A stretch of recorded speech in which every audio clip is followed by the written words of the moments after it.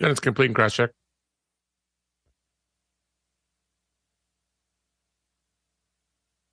Never want to forget that.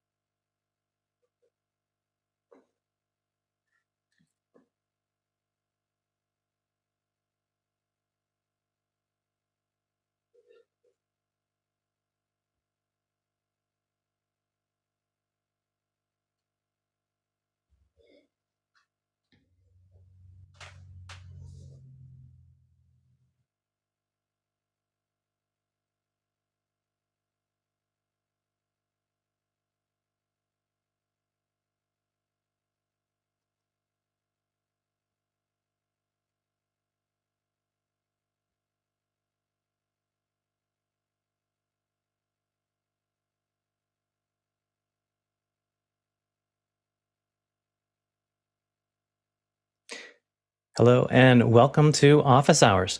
If you're joining us on YouTube, you can find out more about what we do at officehours.global.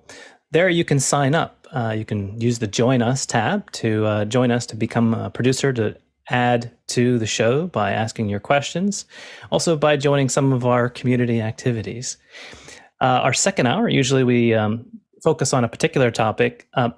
Saturday is our education hour, so we'll be turning things over to Dave Trotman, and he's going to be expounding the benefits of PDFs for us.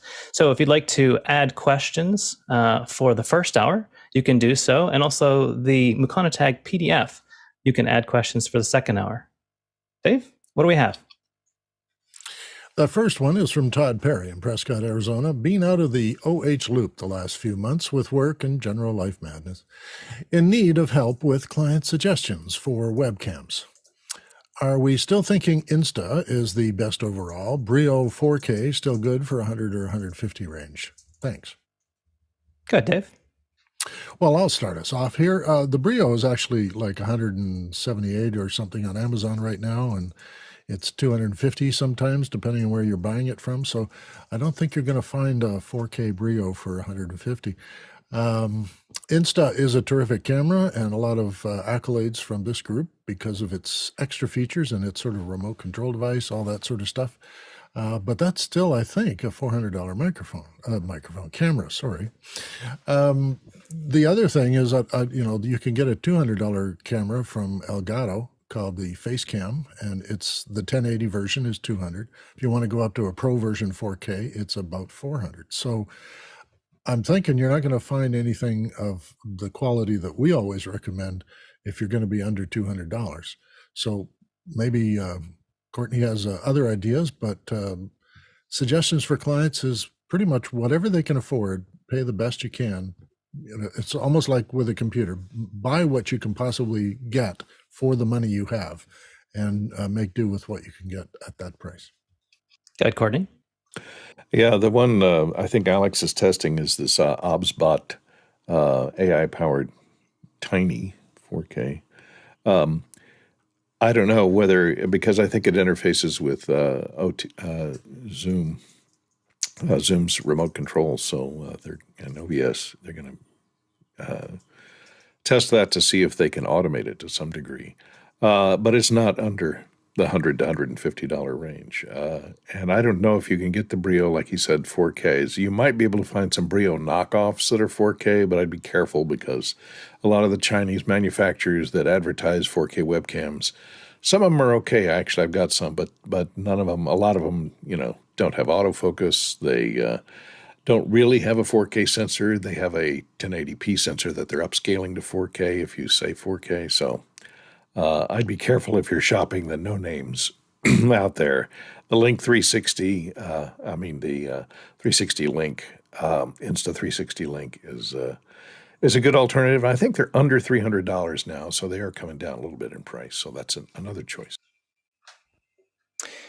And I would say for that range, I think I agree as far as I think the Brio probably gets you the best camera in that price range. If you wanted to add a couple extra features, though, you can get the Huddle Cam. This doesn't say Huddle Cam; it says Avaya on it, but it's branded in many different ways. We found that the Avaya does take the Huddle Cam firmware.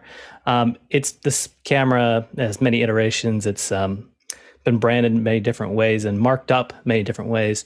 I believe the Huddle Cam tends to be around the $200 price range, but the Avaya branded ones tend to be about $150. I think I got this in an open box and B&H for like $130, and you can see them on eBay for a little cheaper pricing. It has a 4K sensor. It doesn't output 4K. It outputs 1080p, but you can use the PTZ functionality with the remote control. So you can set different PTZ functions by zooming in on the screen and be able to access it from there. It works pretty nice. Another feature that it has is it has the USB out.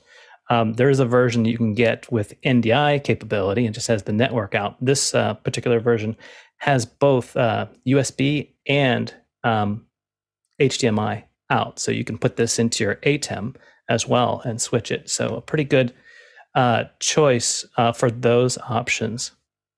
Go ahead, Dave. Well, I guess one last thought I had is you mentioned the USB connections.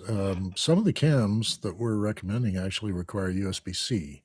So you'd have to watch out if you're using an earlier laptop or an earlier PC, you might find you don't have USB-C 3 and you might need it to make the camera operate. All right, let's go to our next question. Our next one's from Guy Cochran. What do you think of the new Accession CME Pro with SDI? He's got a link there. Courtney? Well, I looked at the link. One thing, it shows a lot of people. It's basically I guess it's a device for interfacing iOS devices to SDI using a lightning connector.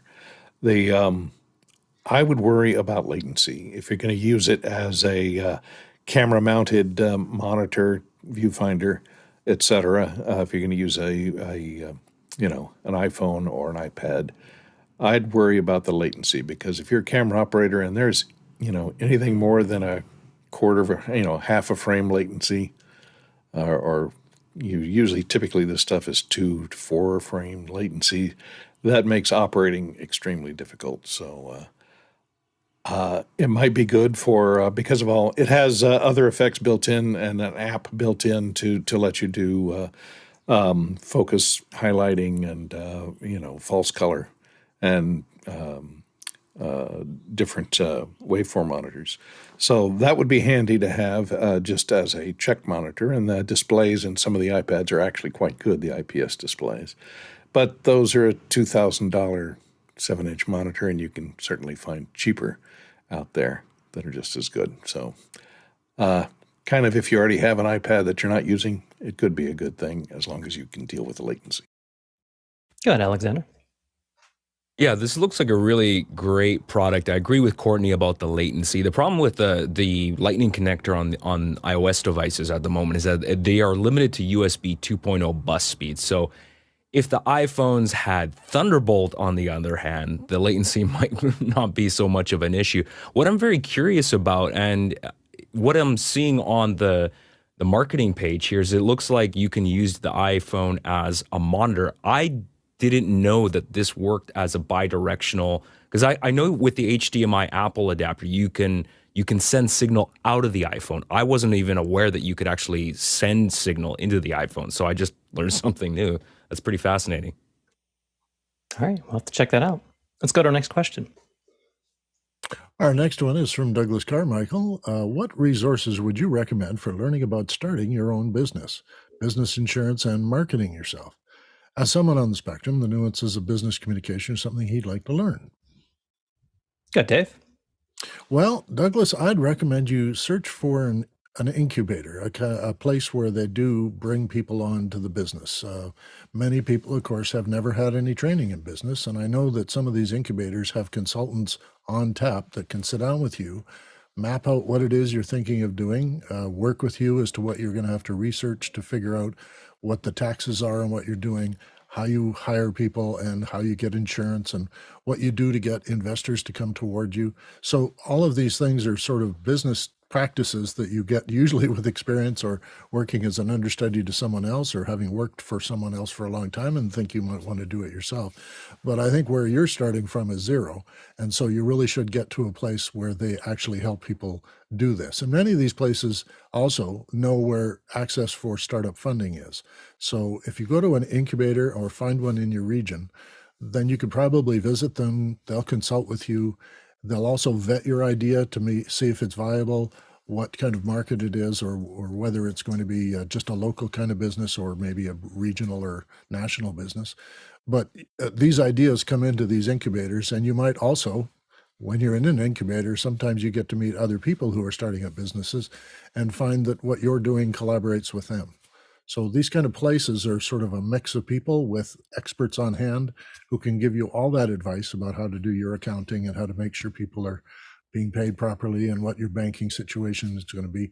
So all of those layers are business. And I've run a corporation now for 30 years, and I had to learn it on the fly. But of course, I had a mentor my father, who had run businesses himself. So he gave me great help. But the sense that you want to do this from the startup, it's going to be a difficult first step, but if you get it with the right people, they can help you a long way. Go ahead, John.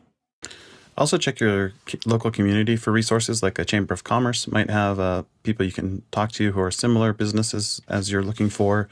Really understand what value you're adding to your customers and start learning things early, like pricing, fixed versus variable costs, and budgeting, because you won't stay in business for long if your expenses are more than your revenues. That is, there's no getting around the math of it. I agree with suggestions that have been offered. It's helpful to observe or mentor around someone that's doing the same thing that you're doing. Oftentimes the nuances will be determined by the particular area that you're heading into. And also, don't forget about the Office Hours resource. We have a whole day on Monday dedicated to the business of doing business. Let's go to our next question. Our next question comes from Craig McFarland in Boston, Massachusetts. When do you think we'll see the gap get tighter between typical autocorrect spell check and ChatGPT for email and messages? Alexander. Well, I think ChatGPT is a fantastic service. I think it's really neat. I do not want something like that in my email. The problem is privacy and security, because if you're going to have something that's cloud-based like that, it's going to have to read your emails. And is that something you really want? Until the day that is proven to be completely, entirely secure, I don't know how you could do that. Now, of course, on the one hand, you've got companies like Apple that historically have done stuff on chip, on device. And if there was something like ChatGPT that could be processed locally on the device, I'd be all for it, because it would give me a lot of value. But until that could happen, that's not something that I would want to have on my device. Go ahead, John. Microsoft's going to integrate ChatGPT version 4 into every one of their applications. And so it's going to be it's going to be in Outlook, it's going to be in Word. Both of those will have superior autocorrect spell and suggestions, and I'm sure it'll be encrypted. So having it run on a local device, long way away from that happening. Good, Courtney. It doesn't necessarily run on a local device, but it is encrypted. It's there now. It's if you open your Edge browser and click on the little B in the upper right-hand corner, you can open up this little Bing thing, and you can compose an email right there, and you can tell it what you want to do and type in the topics that you want to cover, or even paste in an email that you've composed and have it rewrite it. So it's there now, and it's called Microsoft is adding it to all of their products, including Outlook and Word. So it'll be in there, called Copilot, to help you compose your emails. And I don't think you're really sharing very much. Like, you're not sharing your contact list or anything like that with the public. It's just using the contents of what you type in or what you point to or the subjects you list to construct your emails. I wouldn't worry too much about the privacy. Yeah, I think that particular intersection, Craig, that you outline is kind of like in between like a spell check, which is ever present, and then a personal assistant like Siri. I think Microsoft tried that before. It was called Clippy. It looks like you're trying to compose a resume. So what is old might become new again. Let's go to our next question. Our next question's from Alexander Knight in Vancouver, BC, Canada. He asks, with the move to USB-C and faster bus speeds on what likely will be the next iPhone, what kind of production level accessories would you like to see that would make a positive impact on your workflow? Go ahead, Dave. I'm really encouraged by this. I've been using an iPad mini as a monitor, and also I understand I can use it as a control surface for other apps. So the speed of transit is so fast now that the latency is almost zero. I'm looking forward to seeing what kind of accessories they do come up with, because of course it's going to be used as a webcam. They want to have this Connect thing where your iPhone just hangs on your monitor and becomes your webcam. That connectivity has to be pretty quick too, and I hope it's not wireless, that you do in fact plug in your iPhone and get zero latency from that as well. In terms of accessories I'm looking for, of course, reading SD cards or moving files in and out of devices is always enhanced by any kind of fast transfer. And perhaps there's things I haven't even imagined yet that could go with, well, actually, I imagine a microphone connection that's a little better and easier to use to get sound into an iPad or an iPhone from their faster speeds. So, Go ahead, Alexander. As I was writing this question, I started to get angry about all the times I was trying to pull large ProRes files off of this iPhone that I have, with 300, 400 gigabytes at USB 2 bus speeds. It's not a pleasant time. So that's one thing I think that's really going to solve that problem for a lot of people. And I imagine the adoption of people in film production who maybe occasionally might want to integrate some iPhone shot would probably more likely want to use an iPhone if they could actually pull that stuff off the device. So I think that's going to be a huge thing. The other thing that I find interesting, and this kind of goes back to one of the previous questions about that Axun Simu device there. I think for video stuff specifically with that faster bus speeds is really going to be fascinating. I think it's going to open up a huge opportunity for a lot of companies to develop all sorts of really, really cool accessories. And if I could have if I could use an iPad with an XDR Retina display as a monitor with zero latency, considering the color accuracy of these devices, I mean, you can't get a monitor that's more color accurate at that price point, right? As far as I know. So I think it's just going to be amazing once we start seeing these accessories come out. Yeah, I think my appreciation is just that the accessories that are already there, not having to have a lightning adapter to carry around would be very helpful. Let's go to our next question. Our next question comes from it's from Paul Walhouse in Austin, Texas. It's a simple question. Does NDI use a lot of bandwidth? Courtney. Simple answer, yes. It uses 100 megabits per 1080p 30, and I think 150 for 60 and 250 for 4K. So, you're only going to be able to fit about 8 or so with overhead onto a gigabit Ethernet network. So bear that in mind. And of course, it doesn't go to the outside world at that speed. That's only on a local area network.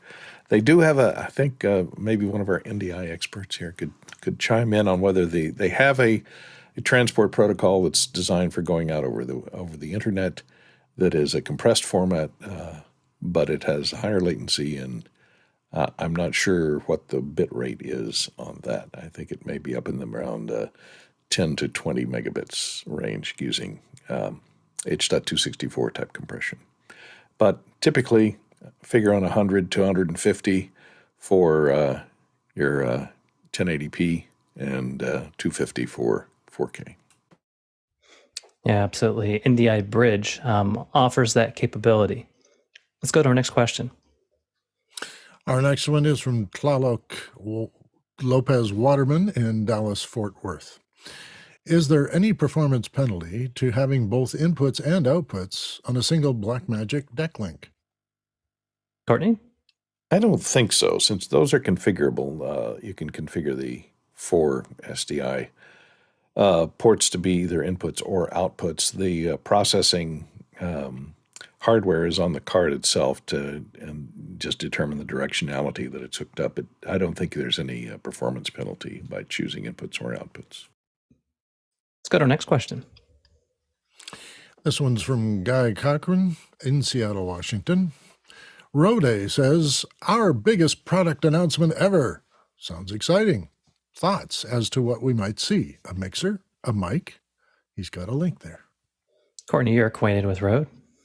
Not what they're coming out with, though. Some of everything they say on their website, they're having 22 or 23 new announcements, new product announcements in the next day or so. So we'll have to just kind of hold our breath and see. Of course, they do make a wide variety of, as was said, microphones, mixers, accessories, all kinds of things. So it could be updates, version 2s of their existing mixers and microphones, etc., or it may be something altogether new. I think with the explosion of the work from home market, that they may come out with some new tools that are designed specifically around that. Alexander? Well, I'm sure there will be new hardware. One of the things that I have been hoping for ever since they released it with the Rodecaster Pro 2, it certainly has enough processing power in there to do auto mix. And if they put in some version of Dugan auto mix in that thing, I think that would change everything, because as far as I know, there's no company making a audio interface product like that that's specifically built towards the podcasting workflow that actually has that built in. So that would really change everything. Dave? I'm wondering if this biggest announcement is just the most products to talk about rather than, big giant changes. And then I thought, with improved supply lines, maybe some of these products that are being announced at NAB are showing they re-engineered things and they've made them better, and that they're now getting better supply and can now upgrade all their stuff because they couldn't before when there were no chips to be available. And Courtney, more to add? Yeah, one thing on the wish list. I wish the Rodecaster Pro 2 had more inputs on it, more input preamps, with only 4, and they're 4 mono inputs. There's no stereo inputs other than through Bluetooth. I would like to see some, more virtual inputs or some RCA inputs on that thing. And with the virtual mixer built in there, you could easily accommodate them if the hardware was there to process a couple of more inputs via RCA or quarter-inch plug for stereo inputs. That would be handy to have. So they may look at expanding the Rodecaster Pro, and if you're going to put auto mix in it, you better have more than 4 inputs, 4 mono inputs. So I'd say more inputs on a Rodecaster Pro. Maybe they can add something like Dugan Auto Mix to it, then 6 inputs or 8 inputs. That'd be great. Alexander? Yeah, I agree. I think a couple more inputs and outputs would be good. Actually, specifically, now that they have in the new firmware that you can actually customize what is going out via the analog outputs with routing, I would love to have a second set of outputs just so I could have one output feed a specific mix and then one go somewhere else, maybe to a camera, and then another go to a pair of monitors somewhere else. So I think that would be hugely valuable. Well, you can do that with the headphone outputs now. So you have 4 outputs. We have individual level controls on each. And just because it says they're headphone outputs, I use one of mine for something else. So you can use it for that. Fantastic. We are in great expectation about what NAB will be announcing. Office Hours is hugely invested in covering that in our own unique coverage. You can find out about that in our website and on our daily email.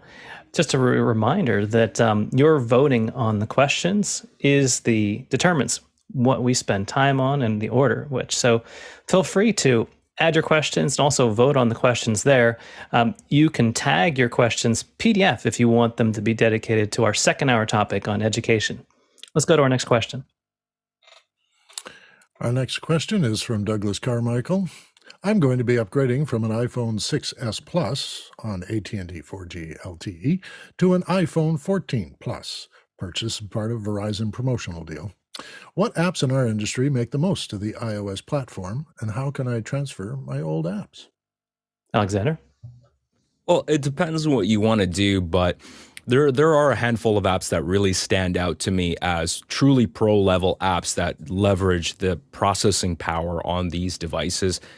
LumaFusion as a video editor, and of course now DaVinci Resolve on the iPad are absolutely incredible. And of course Filmic Pro, if you really want to take your iPhone and turn it into a camera where you have full manual control and have access to, focus peaking and RGB parade and all that stuff that you would kind of want.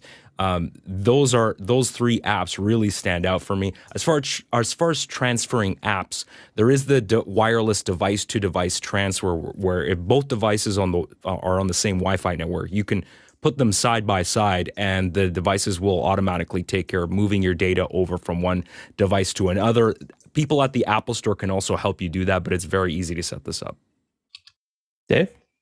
He took away my thunder. I was going to talk about that side-by-side transfer. It's magical. It's very easy to do, and one of your new camera looks at a screen on your old camera that is produced by the connection for upgrading and moving your stuff, and it just talks to the other machine without you having to do anything, and then you just say, give me that setup on this new iPhone.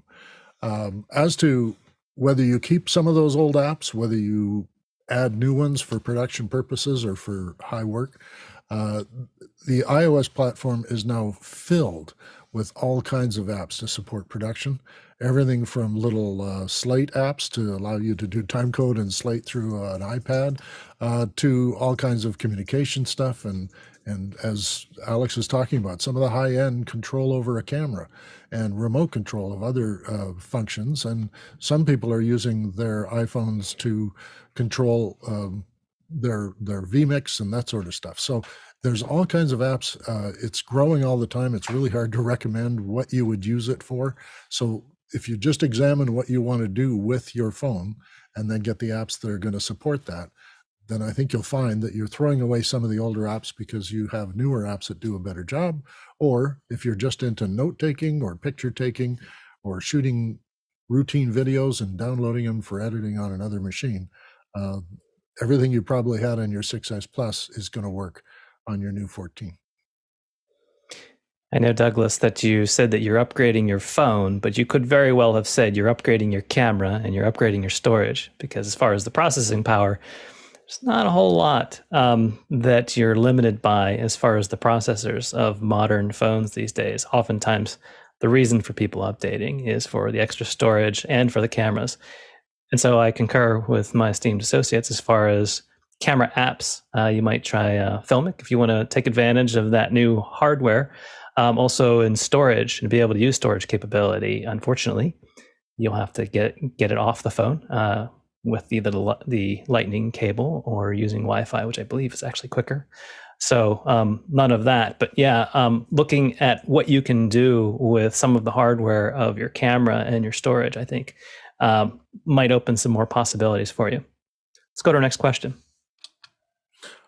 Our next question is from Tlalak Lopez Waterman in Dallas, Fort Worth. I need to mount a large camera on a catwalk pipe. Catwalk pipe is in theaters, it's way up high, and it has lights on it usually. What might I buy to mount it safely? I can add pipe as needed, but I need the pipe to camera connection. Courtney? Well, you start with your typical C-clamp, which I'm sure Tlalak is familiar with because it's used on all the bales of lamps out there in the world. And then you look for a camera underslung bracket. Something like this designed to hang cameras underneath, anything that you need to hang the camera off of a jib arm or something where it hangs down below instead of going up above. So you can look at something like this. They're available in a variety of types, and then you just bolt this to your C clamp and put your camera on the bottom there, and it doesn't say how big a camera or whether it's going to be panned and tilt, but that's a start. So just look for camera underslung adapters. They're kind of pricey, and it depends on whether you can mount a head on top of that, so the head is underneath there, so you get pan tilt within that underslung adapter. But the underslung adapter can be aimed as it is there. Let's go to our next question, Dave. Our next one is from Paul Walhus in Austin, Texas. If Apple offered you a job, would you choose Austin or Silicon Valley? Silicon Hills or Silicon Valley? Courtney? I'd go Austin. Already have a house there, so I could just move in. And there's more things to do in Austin than there is in Silicon Valley. Also, the real estate's a little bit cheaper there right now. And you have and if as soon as you get fired from Apple for revealing some secret of theirs, you can go to work at Tesla and build those robots they're building in that new plant they're building in Austin. John? I would choose California because it's closer to my family. Nothing more. Looks like it's a subjective decision. Let's go to our next question. From John Snyder in Reno, Nevada. Have you heard of the latest and greatest generative AI tool, Imagica? What would be the first app you create with it? Similar? Dave? I had a look at this. It looks to me like they want to be Scotty on Star Trek, where you just talk to the computer and it does things for you. And I wish them all the best to do that. But as we all know, with dealing with Siri and all the other helpful voice devices, they don't always understand you or your accent or your colloquial use of phrases. And so it would be a little tricky to train me to speak to this thing the way they want me to. And I know this from some of the assistive technologies where they've tried to do voice control and voice activation, and the frustration of people who actually lose their voice over time for having to speak in a certain way and contain it to what the machine can offer. So if Brain AI is doing their thing correctly, and it makes it so easy to talk to your computer or your mobile device and get it to do things for you without you having to scroll through your apps and launch something or get pages ready to enter text, well, then it's going to be innovative, and it's going to make for very noisy rooms with people talking to their phones. John? It's interesting because the last several months, like on LinkedIn especially, it's been nothing but how to use ChatGPT to do your job. And over the last week, it's a whole bunch of new tools that are how to use this new tool that basically summarizes all the other GP2 tools out there. And this particular one, what I found interesting is it looked like a way to replace some of the low code tools to like create your own databases, essentially, like a FileMaker or a Power Apps from Microsoft. And you can basically give it a query and it will give a full interface and a backend and build the backend to create your own custom apps. And I just thought it was a really interesting idea. And I hope something like that works someday. Courtney? I'm not sure it does anything different that you can't already do with Chat. I have Chat GPT for as a, I just made a button on my phone that opens up a Chrome browser with Chat GPT in it. And when you click on the input box, I use the Google's voice input, just click on the microphone so I can just talk to it and enter my prompt to what I want it to do verbally, and it uses Google's voice recognition, so it's really pretty good at understanding what I'm doing, what I'm saying to it, and then it goes. And so whether or not you have it read it back out, I guess you could turn on accessibility to have it read all of its output back and have it report back verbally without ever having to touch the machine itself. So I think you can already do that with other applications built into a phone or a tablet. So I'm not sure what different this is doing. I haven't tried it. Yeah, it should be interesting to see who can position himself as the one app to rule them all. Yeah. Let's go to our next question. Our next one comes from Chad Lafarge in Columbia, Missouri. Can you walk through the math you would use to determine bandwidth requirements? If you have a project that requires 10 720p feeds from Zoom ISO to be sent to vMix as NDI and will be streamed at 1080p 30, what considerations do I need to have in mind? Alexander? Well, I wish I could help you more because I was never good at math. One thing I will say, and have very limited experience with NDI, but as someone who's done live streaming and has dabbled a little bit with networking, in my experience, the first thing that made the biggest difference as far as stability is VLANs and just isolating things that are important. You don't want other stuff on your network really messing with this stuff, especially if you're going to do production with NDI. So that's the first thing that I would suggest. And if that's not something you really want to spend time trying to figure out, maybe hiring someone who can really help you out, just sort of analyze your network and figure out what you need to do to make that stuff stable. But that is the first thing that I would do. John? There was a question on bandwidth earlier this week, and according to the Zoom specs on the support page, and then we can compare and contrast that versus what Alex and Jeffrey were seeing, was double what their standards were there. So take those standards from Zoom and double it, and that's kind of what you should see. Yeah, I would agree. And it would depend too upon which transport method you are using, what latency you require, and the compression that you're using to send these streams will factor into that math as well. Let's go into our next question. Our next question is from Andy Kokendorfer in Viera, Florida. What do you charge per hour for video tech consultations? Thanks. Dave, how much can I hire you for? Well, that's a very interesting question because it brings into question a lot of things about what you do as marketing or promoting yourself, as well as trying to secure a yes in a deal. And oftentimes people will bring in consultants to talk to them with really no intention of doing anything yet. So you'll have to feel them out. You sit in the room with them, you answer all their questions, you make sure they understand what services you offer and what they will cost. But the first consultation I usually have is a probe. That is, I'm there to see if I want to do their job. And if it's impossible to do their job, I kind of tell them that. And if it's something that's in my field of work and something I've done before, then I can tell them, what kind of options they have for making it cost effective. But the second visit is where I would charge. So I warn them that if you want to hire me, my next visit will be a billable visit. And that will be a serious and detailed conversation. So I'm $350 a day. My day is 4-hour minimum. So if you only have a 2-hour meeting with me, I bill you for 4. But those are real consultations. They're not just vague discussions about what might possibly happen or whether we did this job, would you be able to handle it?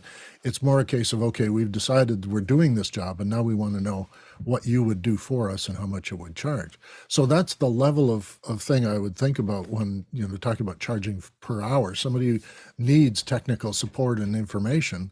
They don't know who to get it from. They're asking you to come to the table and say something about what you can offer. It's kind of unfair for them to have to pay to find out they don't need you. But if they do like you and they've talked to 3 or 4 other people and they decide you're the guy who knows the most or can offer the services, then you're the person who can be billable.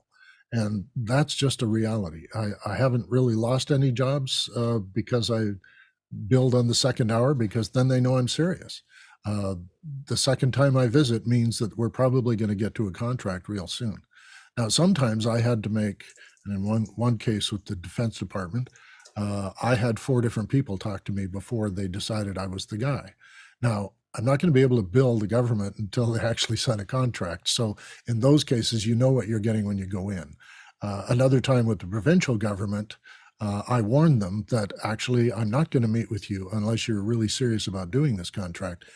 And then it was 3 months of contract negotiation. Now, you can't bill for that either, but at the end of the line, you're going to come to an agreement that is going to pay you back for all that back and forth time with various people in various departments to figure out what it is they want and what you're going to provide for them. So billing is a tricky thing that way because they have to agree to be paying you before you provide the service. And if you're going to just explore with them or brainstorm or blue sky with them, well, they can buy me a donut and a cup of coffee and I'll go all crazy on them as to what's possible.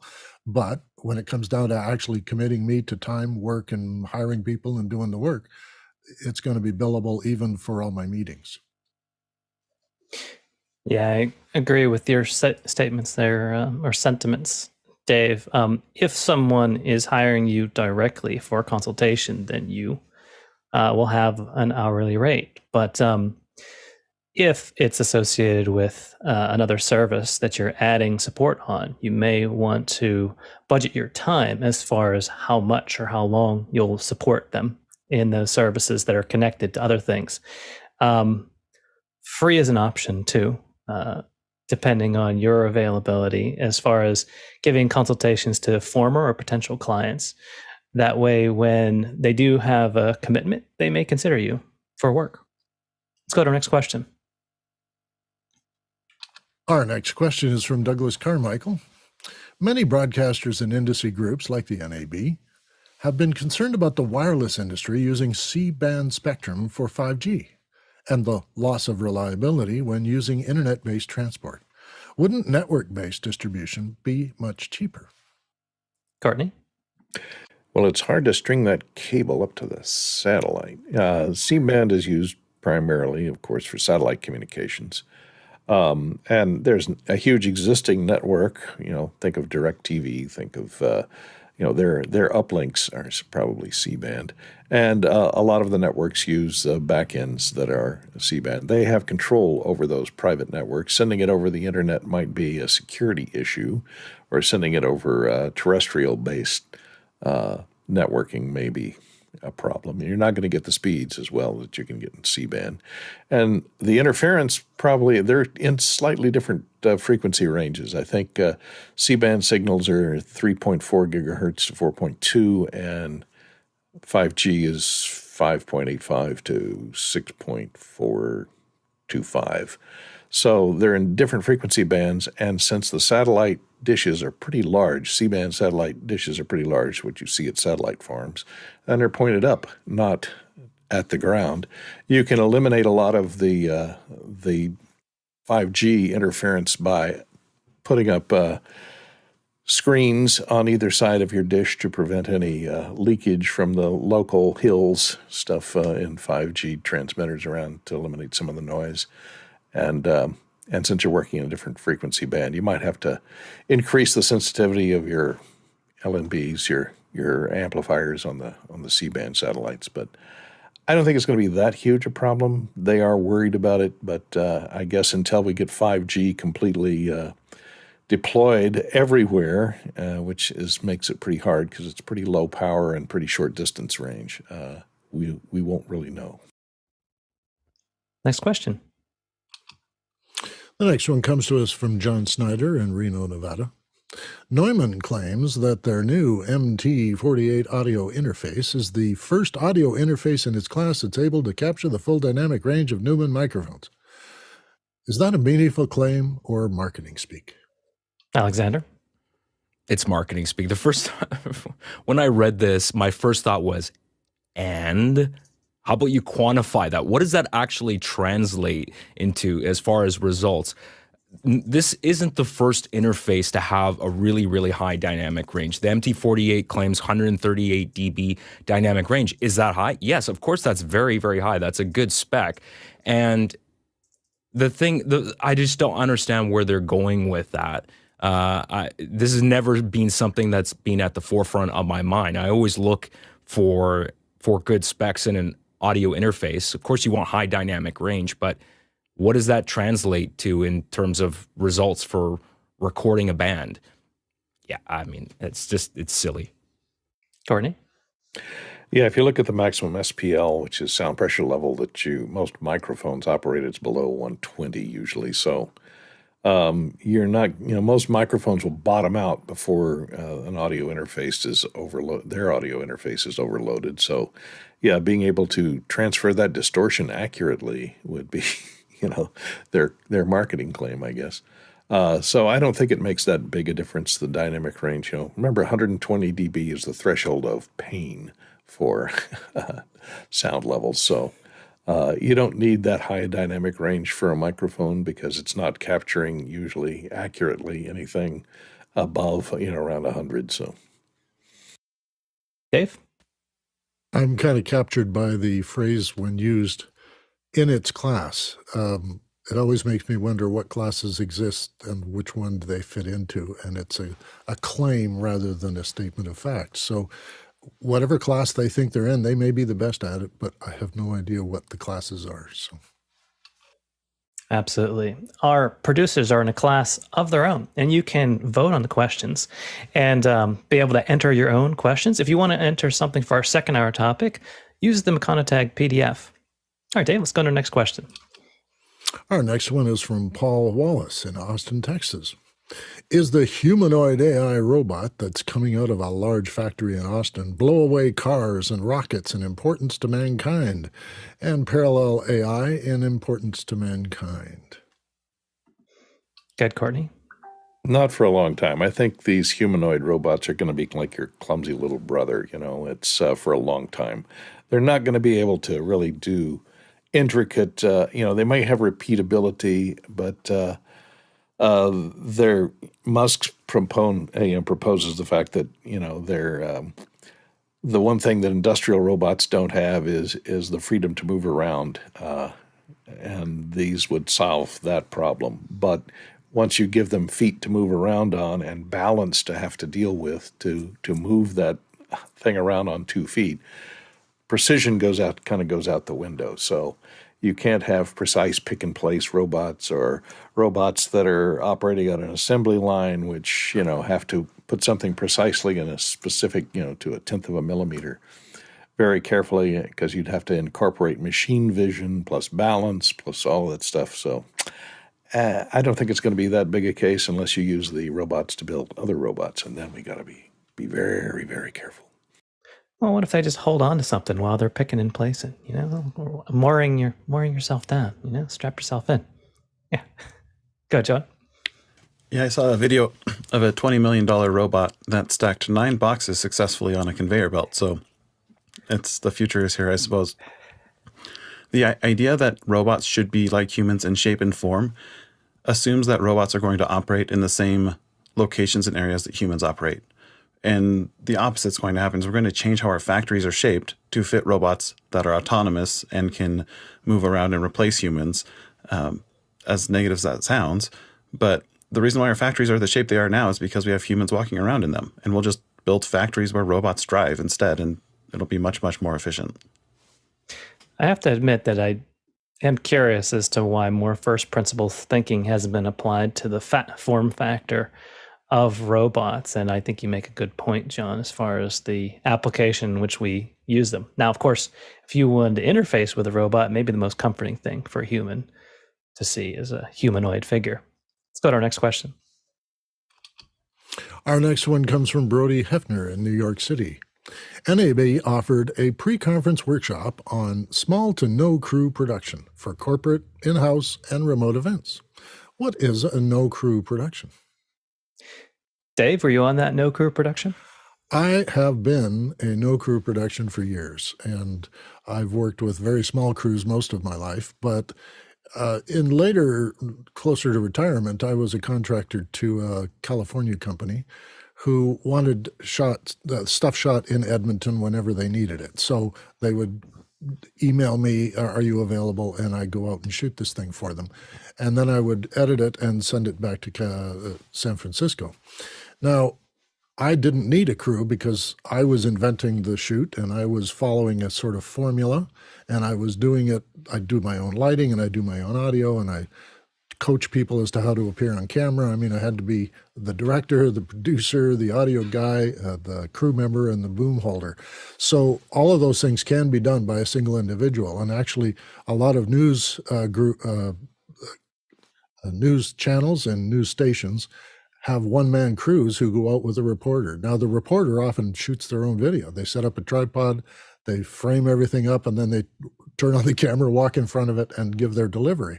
And many of them are shooting their own B-roll too. So it is becoming a one-man show thing, and that is a result of how small and light the cameras are, how capable they are, because the camera I was using more recently is more capable than any camera I've ever used in the past, and it's light as a feather to use, and it gets into small places.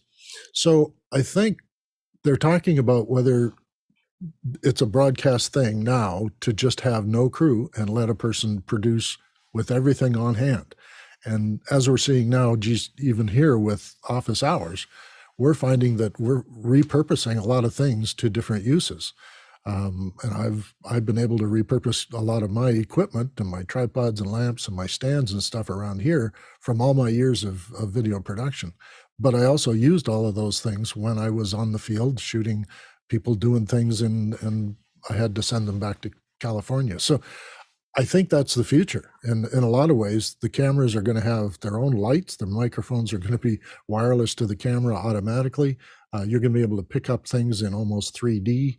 Everything is going to be more compact, easier, and lightweight.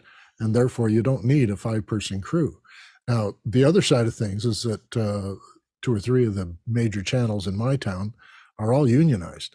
And it's mandated that there will be at least 3 people on a news crew. So they would take people out to be on a news crew, and essentially they did one thing and were part of the production. So if you want to cut your costs and get everything down to the bone, then you just hire the one cameraman who is also the narrator, who is also the editor, who can also deliver the finished product. One-man bands are probably the future, and it's not a bad thing, but it's all about creativity, as you hear on Office Hours all the time. Courtney? Yeah, it's moving this way. And as a member of the union, I know we fought to try and when camcorders came about and where it was no longer necessary to have a recordist dragging an over-the-shoulder video recorder around with them that was connected to the cameraman, they petitioned, the producers petitioned for the ability to do a one-man video crew along with the correspondent. So you'd have the correspondent, and then one guy would handle the camera and the audio both. So they now made that concession. So that's as close to a no-man crew as you get with having a crew at all. And now a lot of correspondents, as was said by David, that go out with just a camcorder or just a small handheld camcorder, and some of them even do reporting with their phone these days. So you see the scrum of reporters surrounding somebody as they come out of the courthouse or something, and a lot of them are just holding up phones. A lot of those are radio reporters or portable recorders. They're doing their own recording, they're doing their own editing, and they're filing their reports, within a half hour of something of that news event happening. When they go sit at a table at a Starbucks somewhere and upload that, edit and then upload their story. It's certainly possible to do with a no crew setup. And like I said, the quality of the typical phone these days is better than a lot of the production cameras we were using 10 years ago to do news gathering. So it's certainly possible. Let's go to our next question. This next question is from Douglas Carmichael. In the NAB FCC filing, I'm not sure what that is, they mentioned that consumer benefits like 4K and HDR programming would be stifled if too much C-band spectrum was reallocated.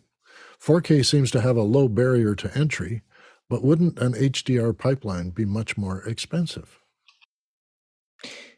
Yeah, as far as the cost of HDR or 4K, your costs are going to vary depending on your execution and implementation of those two things. Typically, if you want a higher resolution like 4K, of course, you've got to have a higher resolution sensor in order to capture that data. And also you have to have the bandwidth to be able to transport that data. So all of your transports, handling, storage, those have to be inflated to be able to accommodate that higher bandwidth. HDR is similar in requirements as far as having a higher bit depth. And so you have to have the equipment that would accommodate that. It depends on just how much processing you'd need, and also how much human assistance that you need as far as someone that's tuning that HDR signal. adding extra resolution typically doesn't require a lot of supervising as far as people is concerned. Let's go to our next question. Our next one's from Paul Wallace in Austin, Texas. What city would you like to see host NAB in the future? Okay, John? No city. I want it to be virtual. That's it. And that's spoken from someone with home field advantage. Courtney? Well, of course, I'd like to see LA host NAB in the future because a lot of the broadcasters are located here. So they wouldn't have to travel, and you could see examples of broadcast stations or production studios. They're all in place here. So, and each of those could host meetings and instructional programs. So I think that would be a great source for NAB to be in. So the answer is close. Next question. Our next one comes from Alexander Knight in Vancouver, BC. As I'm doing more projects as a side hustle, trying to turn it into a decent supplemental income to my full-time job, I always feel bad about charging a minimum hourly rate. How do I get over this? Dave? Well, my advice to you is to just pretend it's a big-time job and it's your full-time job. I charge what I need. So if I need more money, got to replace my car or something, well, then I'm going to charge more. If I feel it's a charity, a nonprofit, or somebody that just needs a helping hand, then I'll charge less. The hourly rate is your hourly rate, because if you change it and other people talk to each other, then you're going to get people saying, well, no, your rate is this, isn't it? And then you're having to explain why it's different for everyone. I also have a feature that I had implemented way back when I started, and it had to do with the nuisance a person will be. Maybe Courtney can comment on this as well. Sometimes you get a client who's really enthusiastic, they want to do the job, and then they become a nuisance, and they want to change this, and they want to change that, and they're trying to get the scope to creep out, and you're trying to restrain them and say, well, that's going to cost you more, and all this stuff. And they're pleading with you, well, I just had this idea, I want them, and you're spending more time dealing with that person than getting the job done. Well, I've done enough of those that I thought, I'm going to put a percentage onto the proposal, which includes a nuisance fee. They don't know about it, but it's in my proposal. And if they still want to work with me with that price, that's great, because then they're paying for that nuisance value.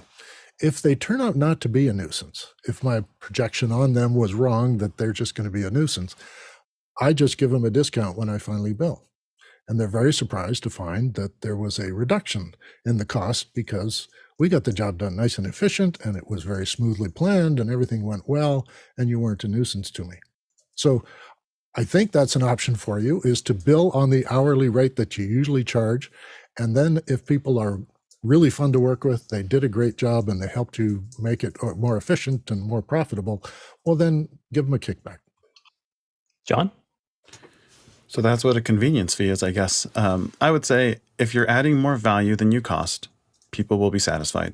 And you should be satisfied with that too. Courtney?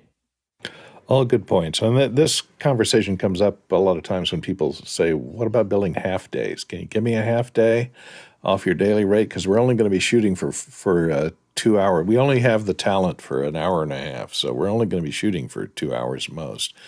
Can you give me a half-day rate? And I will give a half-day rate, but it's not near 1/2 of my daily rate, because the thing you have to consider is if you agree to book that job or book a job that's a short day or a half day or something shy of what you'd normally get for a day's pay with another job, another full-paying job, you got to consider that if you book that job, you may have to turn down another job that would have paid your full-day rate. So you may end up losing money taking that half-day job because you could have worked that full-day job and gotten your full rate for that day, and you can't book your equipment and yourself out on two half-days at the same time. Usually I tell people, because a half-day schedule never stays really a half-day. It's like, oh, we just need one more shot, and you can't be late to your other job if the times get anywhere near each other. So I usually say, well, I'll give you a reduction. It'll be about a 20% reduction over my full day rate or maybe a 25% reduction over my full day rate, but it's never half, because you have to take into account the fact that to book that half day, you have to be prepared to lose a full day. Maybe we could just take all the half days and put them together. Let's go to our next question. Our next one is from Gordon Lake in Los Angeles, California. When you upgrade your gear, do you sell the old gear or keep it in your kit if you think you can still make more money on it than you would get selling it? What do you do, Dave? Well, the funny thing is that I don't have a lot of gear outside of my lighting and my camera. If I need microphone systems, I rent them.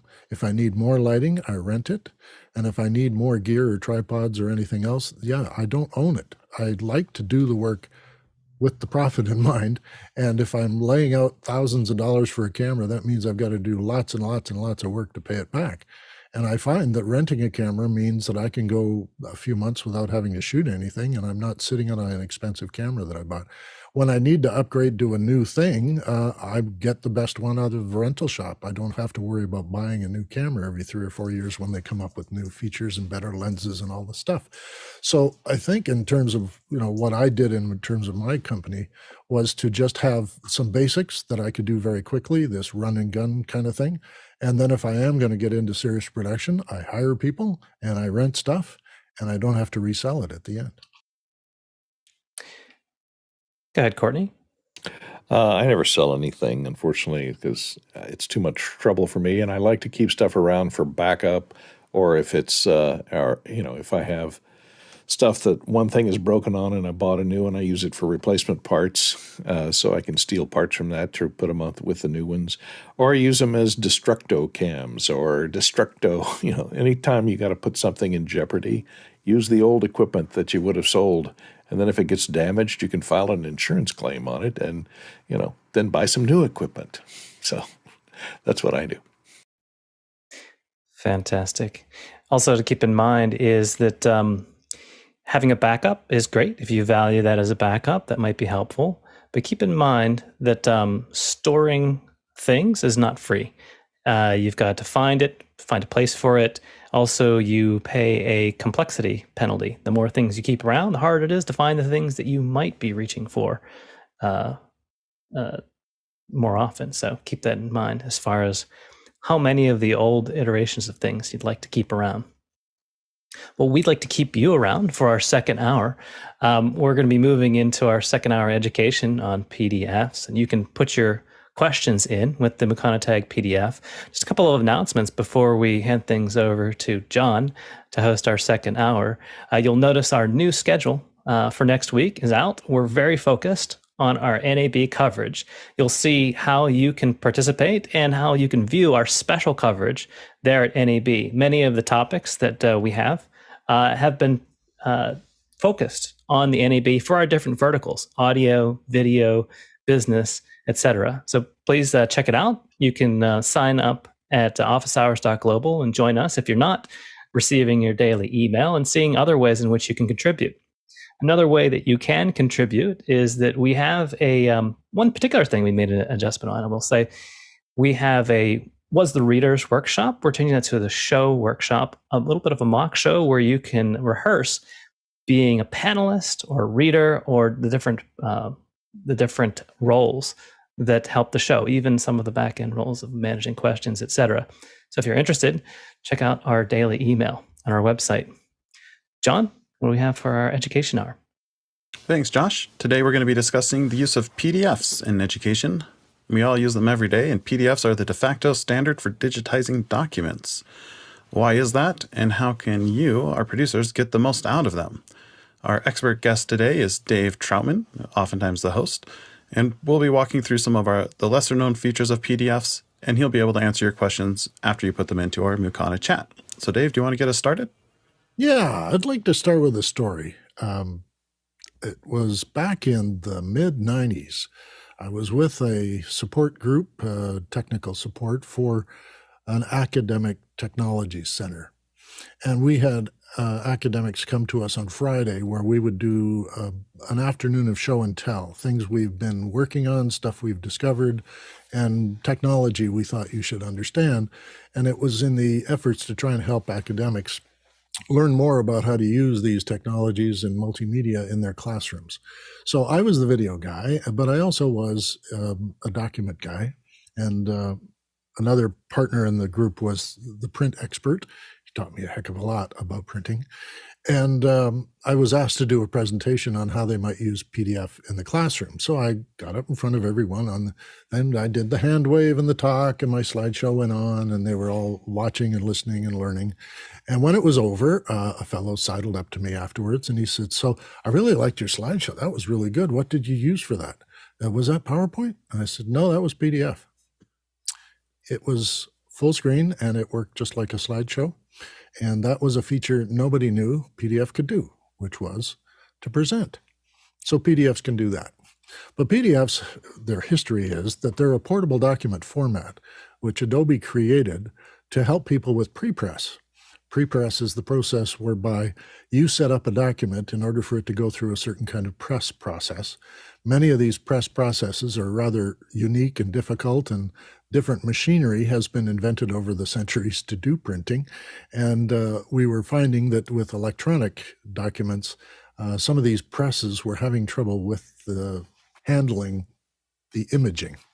So PDF spawned a number of different readers that allowed you to, on any of the computer platforms at the time, and this goes back to Linux and some other long dead platforms, PDFs were supposed to be able to give you the same document on any screen. And they really succeeded in doing this. Back in 2007, they started spawning these versions that would be able to work on any platform. PDFs were also a candidate for internet. That is, before HTML became popular, Adobe was working on what they called streaming a PDF, where you wouldn't load the whole PDF, you would just load each page as you watch it. And as you went from page to page, it would just unload the page you read and load the page that's coming up next. And you wouldn't notice in the middle of it that you're reading a PDF, you'd just be getting a web page. Well, this is before the web actually took things over. Before the web, we had things like Gopher, and other text platforms. And Adobe, if they'd been clever, could have actually opened up their code at that time and made it possible for people to design things that would run on the internet more narrow bandwidth.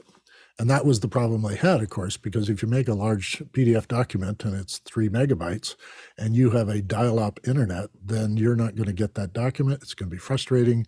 And even though it's going to be readable on your desktop, it's not going to be the kind of thing you'd want to ship and spend time with, and it's a waster. So the idea of streaming these things was possible, that you would just put up a browser and then you'd log into a PDF and then you just read it on your screen, only one page at a time. And it was an interesting idea. So Dave, I have a question on that. Yeah, go ahead. So sounds like the main reason why PDFs were invented was to have that cross-platform ability to see the same thing no matter what device you're using. Is that correct, first of all?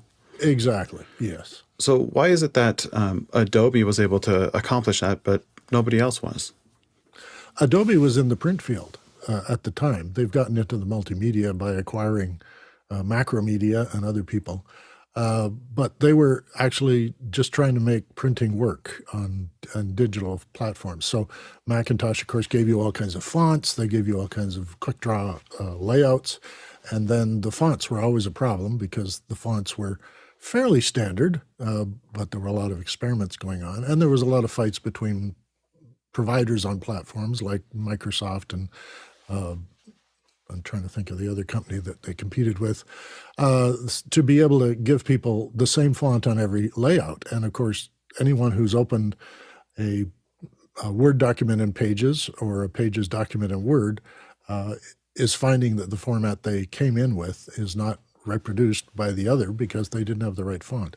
So a PDF embeds the fonts right in the document, and this gave it its cross-platform advantage, is that you not only sent the data, but you sent the font to play it out with and the format to have all the margins and everything correct. I see. And Courtney, I see you have a hand up. Yeah, I was just going to amplify on that. Yeah, it had mainly to do with the printed version of something, not necessarily the way it appears on screen, but the way it appears on screen is more WYSIWYG, so that it appears on screen exactly how it will be printed out. And so I think the thing that PDF did is it coordinated the visual display with the printed display to make sure that would match. And the difference in font metrics, and back then, fonts had to be licensed. You had to pay a license for those new Times Roman fonts that were inside your LaserJet printer.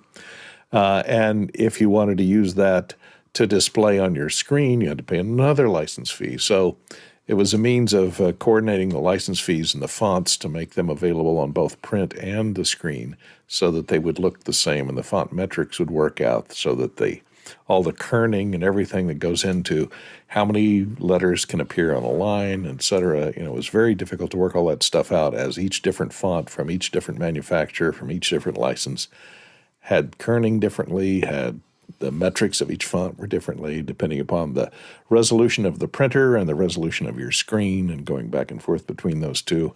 And that was a lot to work out, and Adobe did the work to make that portable so that it would look the same and print the same on a variety of different printers and a variety of different screens and resolutions of computers. Interesting. And So the that's innovation they gave us was called PostScript. PostScript was a way to describe a page mathematically, and that allowed for the very high resolution fonts and the very high resolution imagery production that comes with the PDF, because PostScript was then adopted by all the printing companies, all the electronic printing companies. The ones who do mechanical printing, they adopted that too eventually. But yeah, it came up first with the PostScript standard. And then when everybody signed on to that license, it standardized the way everybody could print. And then for, of course, screens, Apple had a thing called Quick Draw for their graphics on the screen, and it was pretty effective. It's pretty heavy load on the CPU and graphics chips that were in the CPU. But they adopted PostScript as their face right on the screen and in their print environment, and they called it Quartz. So if you got a Mac in the late 90s, you were suddenly you were using QuickDraw, and then in the 2000s when the Mac 10 came out, it adopted PDF as a standard within the operating system using its Quartz interpretation of PostScript. great. So that's the history of questions? PDFs. Are we ready to jump into questions, or did you Let's want try to a few share what you did questions. today? Great. And many of the things I've got here to talk about will probably come up in the questions, and if they don't, I'll bring them to the conversation. All right. What's our first question? And our first question comes from Alexander Knight from Vancouver, British Columbia, Canada. I haven't explored Windows 11 as I'm primarily a Mac user, but historically Windows has not had a native PDF reader creator. Why is it that Microsoft hasn't put something similar to Preview into Windows? Is it licensing related? Go ahead, Courtney. Yes, there was a license required to use the PDF format, or to decode PDF, or to encode or create PDF. A PDF printer was even more rare on the Microsoft platform. They do now have PDF viewers built into Windows 10 and Windows 11. It uses the Edge browser usually, or the Chrome browser. You can designate who you want to display your PDFs, or to be your default PDF viewer. So if you just drag a PDF file and drop it on your browser, it'll display normally, and it can even display PDF forms that are fillable and savable. But to encode it back into PDF after you change it, that was another license fee. So that's typically why Microsoft didn't incorporate it. They didn't want to compete. Also, Adobe didn't want to, wanted to sell their what was the name of their program to create PDFs. So that was a very stiff license. Acrobat. They wanted to sell, yeah. Acrobat. Yeah, and that was a pretty expensive program. It was about $600 program if you bought it run on Windows, a license for Acrobat to create PDFs. So for a long time, you couldn't get anything unless there were a couple of people that was Qt PDF. There were a number of people that reverse engineered the PDF format and made creators that they sold for, a third to half to a lot less than the cost of Acrobat. But that was one of the hindrances of building it into Windows as a printout format. In other words, print to PDF. It's now incorporated directly into Windows 11, though. You can print to PDF. So either they bought the license or maybe the license expired. Maybe that patent expired. Interesting. Alex? Yeah, and Courtney, so just so I understand correctly, so if I'm on a Windows 11 operating system, if someone emails me a document, let's say a PDF to sign, can I actually sign that in the reader, or do I need to get Acrobat? Usually you can sign it in the reader these days and save it back out and send it off to them. They allow for that. However, how you sign it is questionable. You might have to have a signature file that you paste in there. There's something that's called a PDF signature, which is you agree on a bitmap to use, and it authorizes it, so it can create an authorized signature to show that it will pass legal muster down the line, that somebody couldn't just paste any signature in there as image files. Well, I'll say most industries I've worked with all use DocuSign for that purposes on PC, just because it's a built-in service that's, I think, auditable and trackable. But go ahead, Dave. Yeah, there's a little bit of computer history in here as well, because Windows resisted all other formats than Word because they felt it was superior and they wanted to dominate. And when Adobe's PDF format was adopted by Mac, it became integrated into all the documents. So any Mac app could read a PDF, but the PDF Reader, of course, is Preview, which is functionally the same as Acrobat Reader. The features that Apple put into Preview then pushed Adobe to build other features, and they were leaving Microsoft in the dust. And in the mid 2000s, I was actually helping people overcome Microsoft's poor implementation of making a PDF from a Word document, and it would corrupt the file quite a bit. And then it wouldn't be PostScript compatible. And at that point, it's not printable on a PostScript printer. So they stumbled out of the gate, and they were so focused on trying to maintain their dominance with Word that they tried to push back on PDF, and they failed because PDF just outstepped them. So now, yes, as Courtney says, they've integrated more. They've licensed the open PostScript, and that was opened up in 2007. So that anybody could build stuff which would read or work with PDFs, and DocuSign is one of those. There's a host of iOS apps and iPad apps that allow you to sign a document with a pen.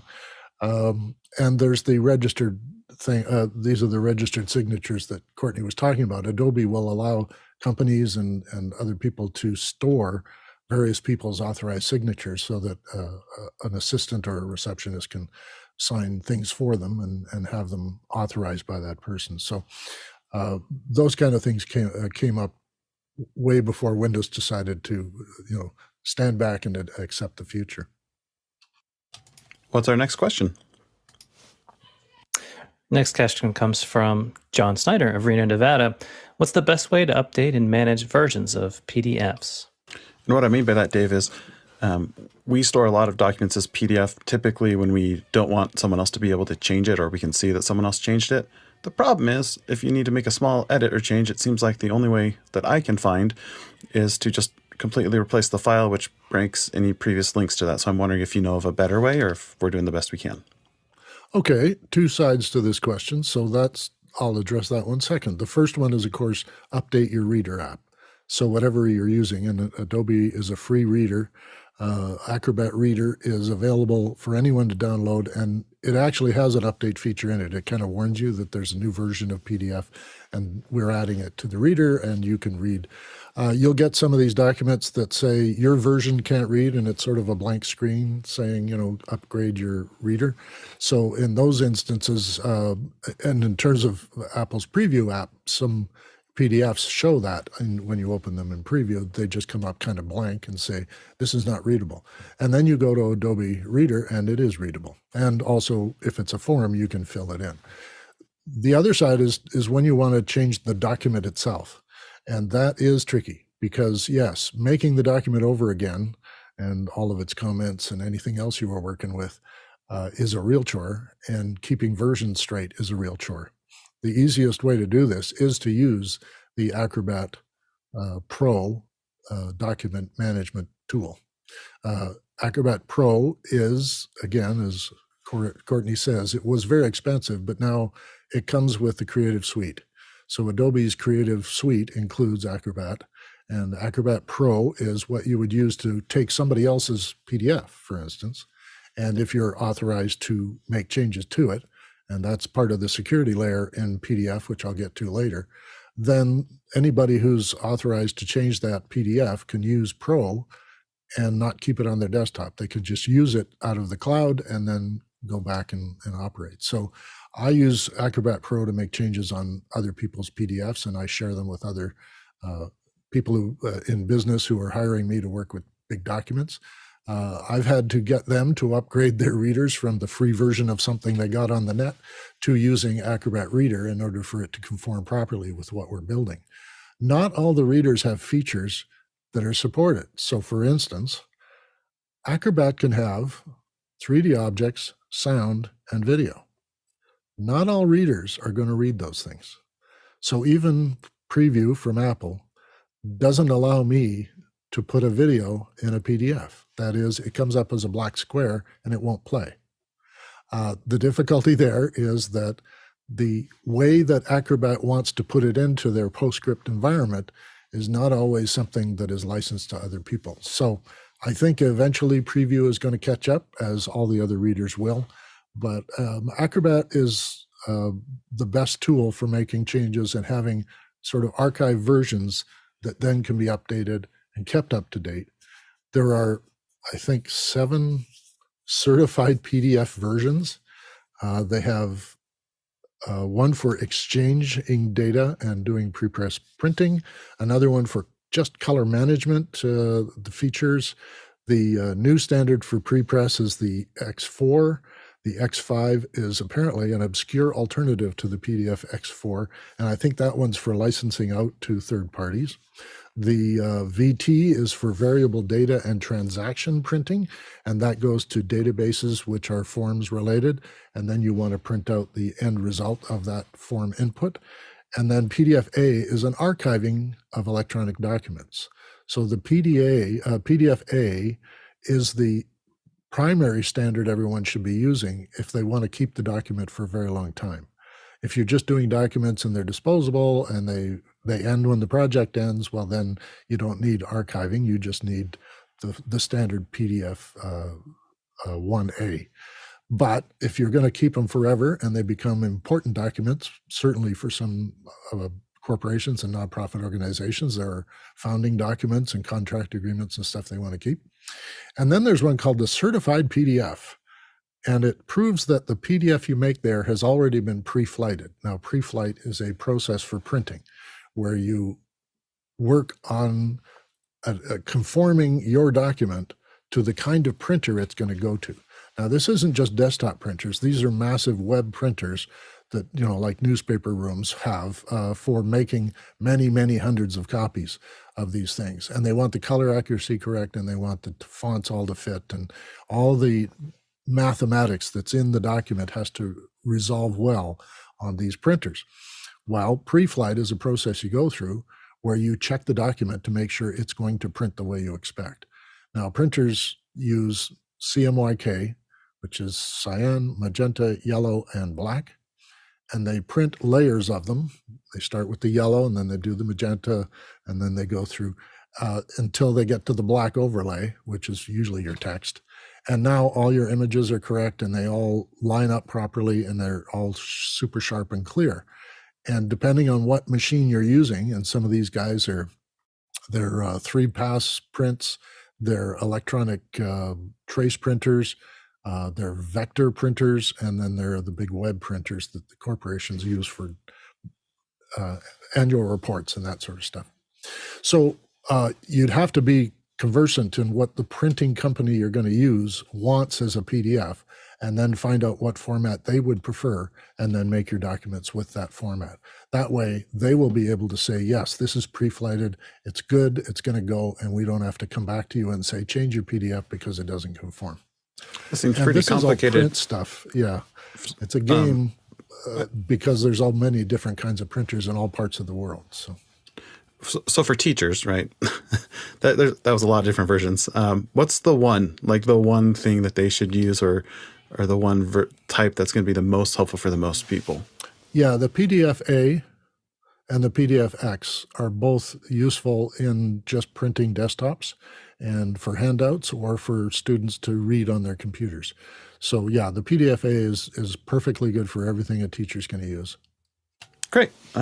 Producers, remember that you can put your questions into Makana, and we'll get to them, and we'll move to some questions right now. What's our next one? And our next question is from Alexander Knight from Vancouver, British Columbia.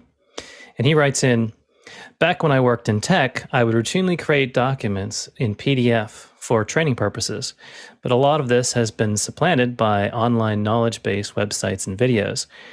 Where do you still see the value of the PDF format? What do you see, Dave? It's anything that is sort of legally binding is going to be a PDF. It's a level of trust and security. In a lot of areas, trust and security doesn't matter. So in training, yeah, and in education, even there, everybody is free to look at whatever a teacher is giving their kids, so it's not secure and secret. Anytime you're dealing with trademark stuff, and anytime you're dealing with copyrights and that, and you want to protect them, the PDF allows people to look at the page. They can't copy and paste from it. They can't print it. They can't make changes to it. They can't screen cap it. It's really secure. And that's where your PDF is moving into, is a security layer kind of option. Every lawyer's office I know of now operates exclusively in PDFs. All governments that I've worked with ask me to submit as PDF. And I have a thing that I'm going to show later, which was a corporation that was starting a new business. They were building a pharmaceutical company, and they had to get their regulatory approval, and they had to submit enormous piles of documents. And they came to me and said, is there an easy way to do this, to change things and make them acceptable? And it turned out that yes, PDF was what they would, Health Canada were the people they were trying to impress. All their regulatory filings were done as PDFs, which also included lots of photographs and detailed images, diagrams, charts, floor plans. It all went into PDFs very easily and allowed us to submit things repeatedly with updates and changes. And in the sequence of submissions that they asked for, they all came in as PDF. They actually said there was a list in their requirements of the things not to submit.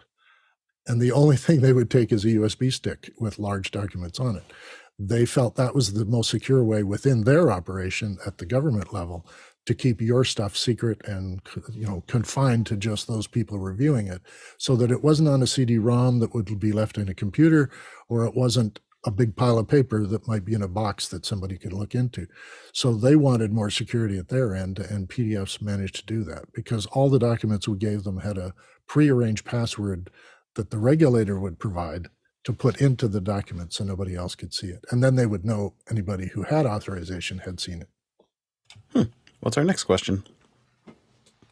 Eric Billings from Washington, D.C. wants to know, do any of you have a favorite PDF to text program or programming library for converting both old and new PDFs? What's your favorite, Dave? PDF to text. Well, I use Acrobat, and I'm licensed for it, and I paid the big fee. And a warning to anyone who's going to go into Acrobat Pro, they're deprecating the downloadable version for your desktop. They want you to work in the cloud. It will make a text export from any PDF. So that's a thing it can do. Because it's what I paid for, I use the most. It's like having an expensive camera. You're going to shoot with that one. So I'm maybe not the guy to ask about that. There are some other ones, and my sister works in film, and she gets prop lists. That's right. She gets lists of props, and they're all in PDF. And she'd like to transport them into a text thing so she can make notes on it. And I've tried to teach her to use a PDF reader that allows you to comment and make notes, but she's not happy with it. So she likes to export it to text. And she has an iOS app or an iPad app that she uses to both read it and then save it as text and then comment and write things back or use it for emails and things. I'm welcome anybody else who works in PDFs or has a PDF to text program would want to suggest, because I don't usually do that. So, yeah, and are we? My question is: are we generally talking about taking a PDF that's been written as a document and then printed to PDF? I think that's a different process than if you're taking a scanned-in document and you have to OCR it. Have you ever seen any differences? Because I know there's lots of tools that can take a PDF and turn it into text. Dave, is Adobe's better than any of the others at pulling out that information, whether through optical character recognition or just the built-in extractors?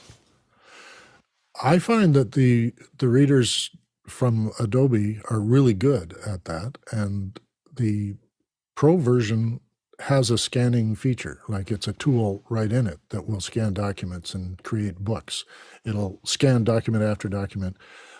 Notes in Mac is doing that as well. They're letting you use the camera on your phone to capture a document, OCR it, and then save it as a PDF. And it's a searchable document. You can find the words in the text. This is now normal for PDFs. So almost everybody who is doing a document scanning concept, and that includes the flatbed scanners too now, the software is now able to just conform it as a PDF and put it into PostScript. So I guess there is no preference. It's sort of try them all, find the one that's affordable for you and does the job you want. If you're making PDFs of a certain kind with these tools and they don't conform to what the other people want to read, that's going to be a problem for you. And I know I myself have not paid for Adobe Acrobat Pro. On my Mac, I use PDF Pen Pro, which is a significantly more affordable tool that has 80% of the same features, including the ability to create forms and signatures fairly easily. So that's what I would recommend on the Mac side. Next question. Yeah. Next question comes from Henry Ramos from Yonkers, New York. Do you see any harm in using free websites to merge PDFs? Or is there a low-cost Windows app available to use as a safer alternative? Dave? All right. Full disclosure, I'm not a Windows guy. I've used Windows and worked in Windows, but I've never dived deeply into it, and I'm not totally up to date. I would imagine, and Courtney can correct me on this if he has, merging PDFs is a pretty unique thing. It's able to be done on the Mac quite easily with drag and drop. And I don't know if there's a Windows app or if Word allows you to do that. I believe Word will take PDFs as elements in a Word document. And if that's the case and you've got a full page PDF that you want to put in your Word document, it probably will put it in, and then you can save it as a PDF with other information added. I defer to anybody here who might know about that, but I merge my PDFs using my tools. And I've done it also in Pages, where I've made a PDF in Pages, taken it into Preview, and then taken 2 or 3 PDFs that were provided to me and putting them in as pages in the stack. And then I can save that version as my stuff plus theirs and make that the larger PDF that goes out.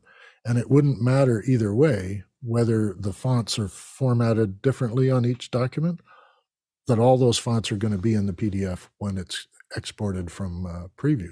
So I would imagine if Word allows you to put documents in there and make a sequence and then generate a PDF, it's going to do the same job. Yeah, I think when Word has it, it pulls it in as almost like it's an image. And so it'd be kind of tricky to use Word for that. There's plenty of iOS-based tools or smartphone-based tools also that can do merging of PDFs, which is probably where I would start. Just mostly because I'm not familiar with the Windows ecosystem. I have a sort of Swiss Army knife graphics program, and it's been upgrading each year and getting better at handling PDFs. And now it is offering the take it apart feature where it'll extract the text from a PDF and give it to you. But it treats it as if it's an image, and a graphical image. And one that might be worth looking at is OpenOffice, is a free Office suite that potentially could have some sort of functionality like that. Next question. I actually endorse the OpenOffice format because ODFs are universally cross-platform, not just PDF platform independent. They're going to be an archival type of document that will be supported from here on in, because it's not only open source, but there's a large community trying to support it, so that when your companies disappear, their documents won't, because they'll be ODF. Great. Next question. Our next one comes from Tom Tatum from Washington, D.C. Is there a recommended program for converting a PDF to an editable doc? They deleted the original document, and I only have the PDF. Dave? Well, once again, yeah, some of the readers will in fact allow you to edit. So you can take the text out. And that is, on the Mac side anyway, Preview allows you to select text as long as it's not secured with a password or something. If you have a text-based PDF that was not secured or protected, then you can select the text and then just extract it and make a new document. And then Dave, I know that like with PDF Pen, when you try to edit the text inside of a PDF, you can, but it doesn't have smarts like line breaks and stuff. How does like Acrobat do with that sort of thing? Is it something that you have to be careful of? That's part of the PostScript structure and the math of the PostScript. It does everything in blocks. The headings are a block. The paragraphs are blocked, and sometimes weirdly. Paragraphs can have, 7 or 8, 10 lines, and then they'll produce a second block for the rest of the paragraph. And this is true for all PDFs. So it's just the way PostScript sort of layers things on top and allows you to move content around. So I'm going to go back to what you asked me. Oh, I've forgotten. Anyway, that's so all right. when you, but it's when the you're structure of the using some document. these, That's how it works. Yeah, that's right. The editing is freaky because it's the way the document structure is. The invisible part of the document is making sure it all lines up and lays out. And sometimes when you're in these edit things, you'll see little boxes around text, and that indicates that, yeah, these are all sort of blocks of text rather than a stream of text. We think of a stream of text as a bunch of ASCII characters following each other across the screen, right? And that they're sort of an endless set of single elements. But in a PDF, those are combined into blocks of description, which is the PDF math that made that section, that block into text. So it's text as an image, I guess. Yeah. What's our next question? Apologies. The last one was from Rajan Chandel. Tom Tatum from Washington, D.C. Wants to know, do you use anything other than Acrobat as a creator to make accessible 508 conforming PDFs? I use Pages, and I've also used Word. So both of those, if you look at all the menus available for exporting out of Word, you'll find all the PDF formats, most of the ones that I read to you here. And also Pages. It's a completely useful PDF format, and I've never had anyone who couldn't open one of my PDFs from Pages. I think even WordPerfect and Office, OpenOffice, and those others all make perfectly good PDFs. Next question. Douglas Carmichael. Dave, you mentioned that lawyers use PDFs extensively. Is there a specific document management software that they use on top of the PDF standard? Dave? Well, that's an interesting thing because, yeah, the document management software for lawyers is separate from the way they make documents. So the document names and file names are all standardized for legal purposes. They have, extremely long file names which indicate various things about the case that they're related to, the time of year that it's being submitted or received. And the sort of things that lawyers want to keep in their file names is the management of documents. They use the PDF standard that is secure. So they often will have PDFs that are meant only for one customer to read or for one client to have access to. When they submit them to court, they have to have them as open PDFs. They don't want any protection in the court area because it's all in the public domain. Everything that happens in a courtroom is public. So they submit these things as PDFs. The clerks use them and read from them.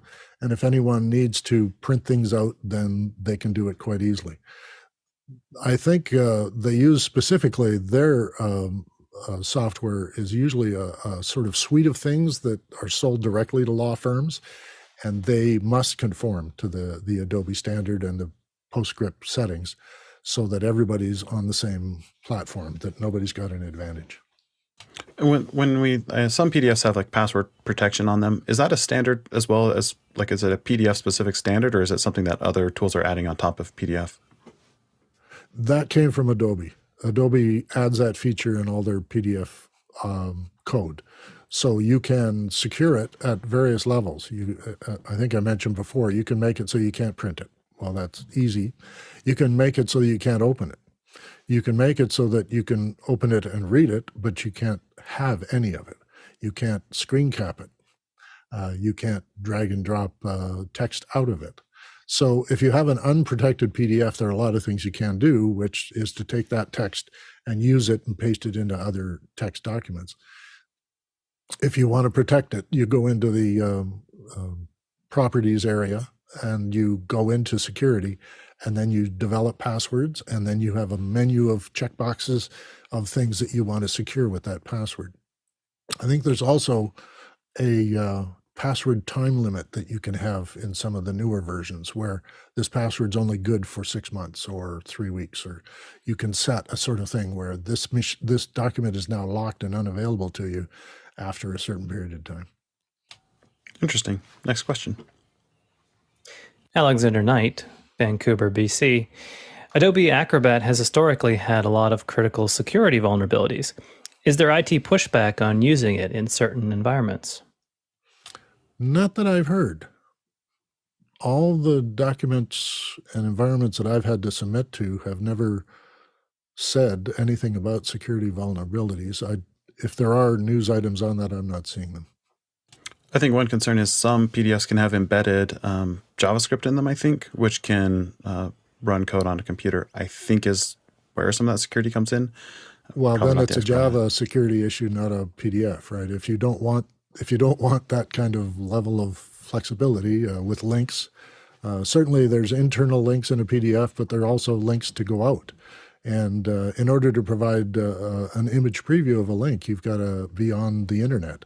And if you're on the internet reading a PDF, the security of your system is your responsibility. So I don't know that it's a security vulnerability as much as it is an operator or context for transfer of files. Next question. Douglas Carmichael, would the Adobe PDF Reader still be the most reliable solution on macOS for filing and signing forms? Dave? Yes and no. The reader, yes, allows you to sign documents, but I have found the little tool that comes into preview on Mac is more capable.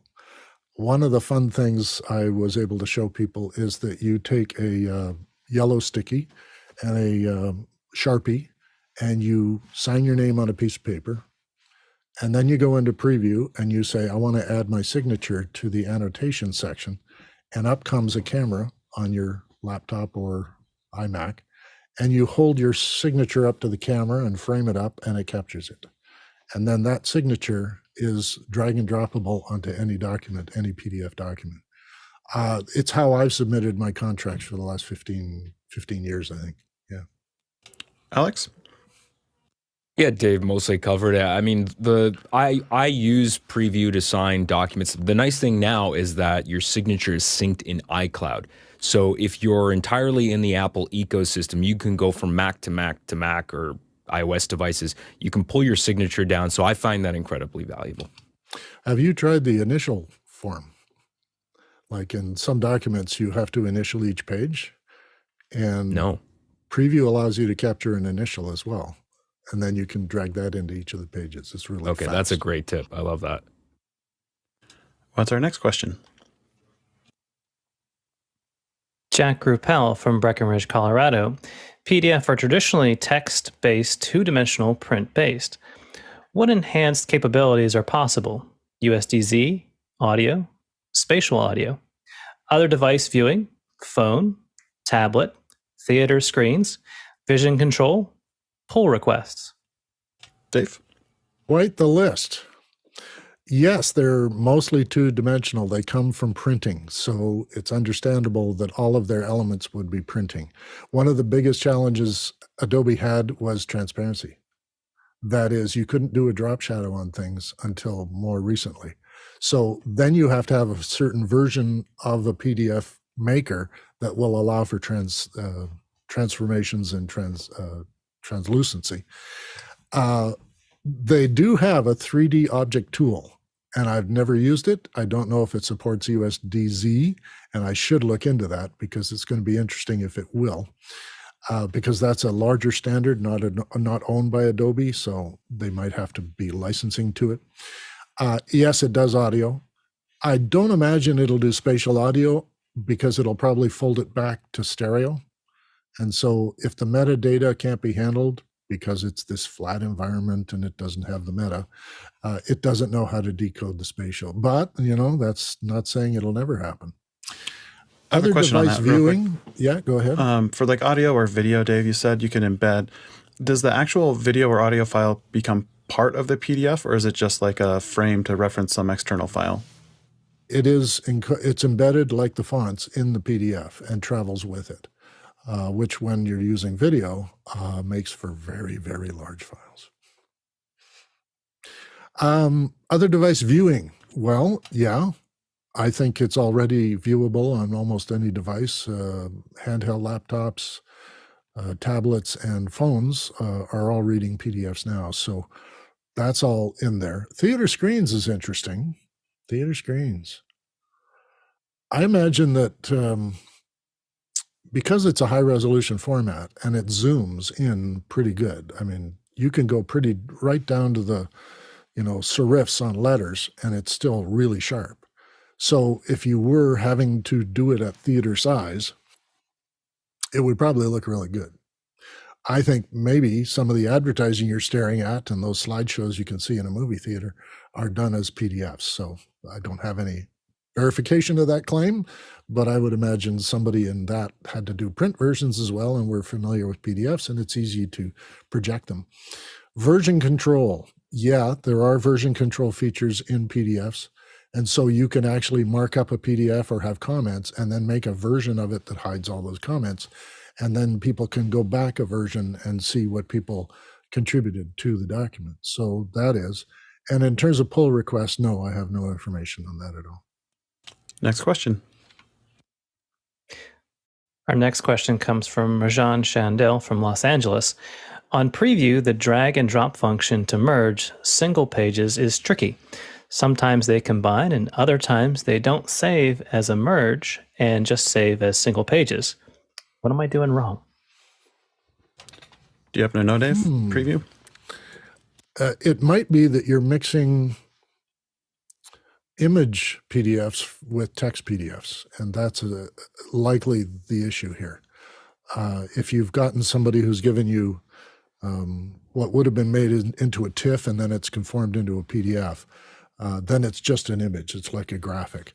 And when you put those things into preview, it treats them a little differently than PDF. So if it's got PDF pages already and then it has a graphic and then it continues with PDF pages, it might not actually have the same number of pages on the finished version because it took it as a graphic that belonged on one of the other pages. I can't really, I'd have to go deeper into what it is you're doing. And yes, drag and drop is a little tricky because sometimes I've dragged things in and they've come out horizontal. That is, we've got a lot of vertical pages and then one that wants to be horizontal. And I have to get all really crazy into preview to get that to stand up right. What are you doing wrong? Probably not much because drag and drop is not reliable on Acrobat. And so they recommend that you go through the dialogues and attach things as objects and as pictures and as music or whatever else. And so if you're adding more PDFs in, usually you go through a dialog box, choose that document on your desktop or in a file folder, and then it becomes part of the document you're working on. I don't think Preview has those kind of dialogues because I've never used them. I've always dragged and dropped them. So, and I use that for rearranging the files in the viewer. The sidebar viewer allows you to drag documents up and down and change the page orders, especially if you're doing other people's PDFs with your own. You want to drag them around. So yeah, keep trying it, and maybe it'll occur to you what the difference is between those two things, if they're graphics or if they're PDFs, for sure. Yeah, I've had the same issue, Rajan, and I don't use Preview for that anymore. Another app I think I have on my iPad is called PDF Expert, which seems to be a little more reliable. What's our next question? I think that's the one my sister uses, is PDF Expert. Oh, PDF Expert? Yes. Okay. Yeah. Next question. Alan Scott from Fredericton, New Brunswick, Canada, has our next one. Sometimes I get a PDF generated by a website that won't print on my HP printer from my Mac. Any idea why? Yeah, I would go to see if there's any security protections on that it won't allow you to print. And for me, of course, the only way to do that is to open it with Acrobat and see what it asks me about the security. Do you want to change these security settings? And then you do. It would depend on the website and how deprecated their version of PDF is. If it's a sort of 1.7 and not a 1.9, then your HP printer may be using a 1.9 driver and PostScript, and it doesn't like your 1.7 or your 1.5. So, and the other side is your HP printer might not have the drivers in it for reading and unpacking the math that is that PDF.